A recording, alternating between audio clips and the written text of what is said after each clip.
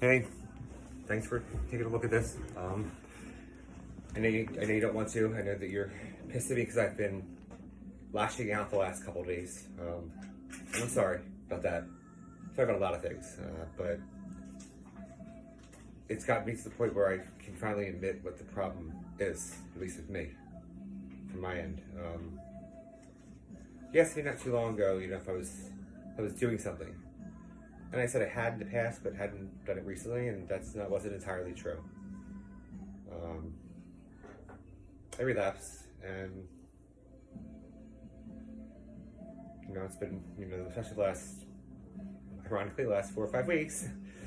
It's been right after that happened has been the worst because I just didn't want to think, and as a result, what kept happening? I do something that wakes me up, makes me more focused. I don't get sleep. I don't get repair my body. I start acting psychotic and crazy. I did things that I didn't think I would do. I mean, I'm a hypocrite to a certain extent. We've always had a relationship where we could do whatever we wanted with other people. But yet I tried to hold you responsible for doing what you wanted to do with other people. But I never held myself responsible.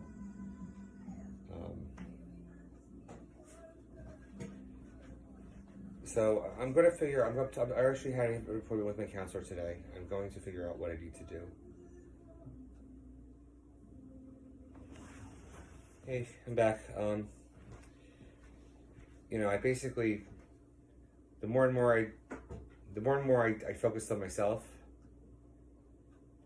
and relapsed, the more and more I just kept pushing you away because I was acting like someone who wasn't me.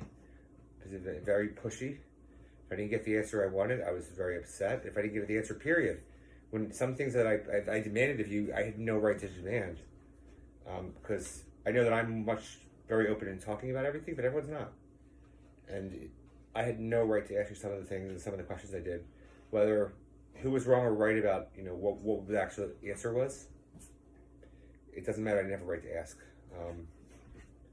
And I only did that probably because I was going cuckoo. I was getting more and more obsessed about things. But like I said, I'm trying to figure out, I'm going to see the counselor, and we're going to figure out what my next steps are as far as getting myself back in the straight and narrows. But what I want to say to you is I'm sorry, and I want to stop partying and stuff like that, but I also want to stop. I want my friend back.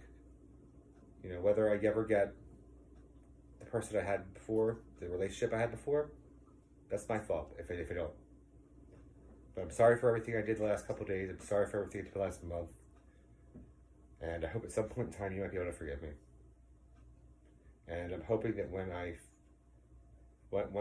once I get myself straight again, I'm hoping that you would entertain the idea of at least having that conversation again, or perhaps even meeting me for a meal if we're going to go out of the Tivergate house. So, thank you. I'll talk to you later, hopefully. Well, hello there. This is day one. Recording a little bit late, but this is Monday, April 13th. And what we're doing today is I'm going to show you just how it feels when you're withdrawing. I'm not going to show you the physical withdrawal from drugs, because everyone is different. There's some commonalities for sure. Been through a couple of those myself, and it's not fun. Just a matter of perseverance. But there's also so many other types of withdrawals that we don't think about. This withdrawal is just the removal of something that we're getting on a daily basis that we're used to. People go through cigarette withdrawal. People go through caffeine withdrawal. We hear those things. But what if they love pizza for breakfast every day? They have it for 3 years straight. And all of a sudden we're going to not give it to them for 2 days. That's a big deal. The example I'm going to give you, and I want to go through really, is kind of going through my process of, when you lose somebody, whether it is, you lose someone either through death, just through a misunderstanding, through a relationship where it just doesn't work anymore. There's lots of things that can happen that can cause that. And right now I'm at day one. Everything feels different. It feels really weird. I'm crying at any moment in time. Ironically, the one good thing that came out of everything, with everything for sure, I know it's not going to change, is that my family has my back. Um, I'm traditionally very horrible at, you know, staying up with them. Whenever I get into any sort of new friendship, new relationship, of some sort, no matter what it is, and things are going good, I tend to pull back from everybody else and spend all my time with the other person. And that, I guess that's detrimental in a couple ways. One of which, you just you overdo it. You overdo it too soon, too early, and you get pushy, and things happen, and it's just not a fun thing to deal with when you're going through when you're going to the opposite end of that. My family itself, they were great. I mean, I actually told them something something happened to me for years, 20, 30 years, but for my purposes, a couple months. It's been a couple months since I found something out, and I told them. And it's quite traumatic for me, mentally and for sure. Dealing with the feelings myself, yet alone dealing with my parents having had those feelings as well.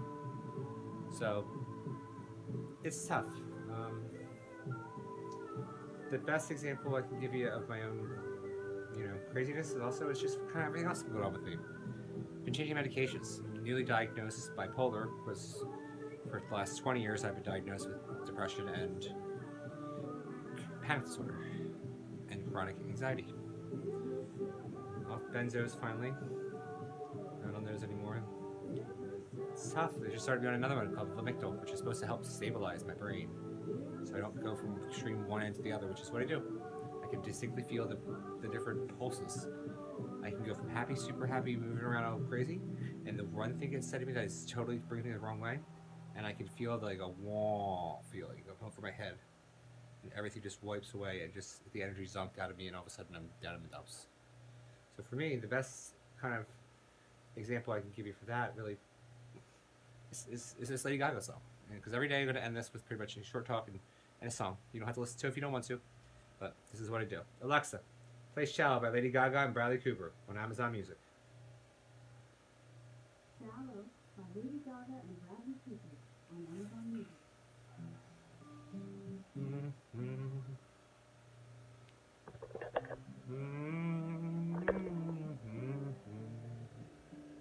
Yeah, we're in the garage, in case you didn't realize.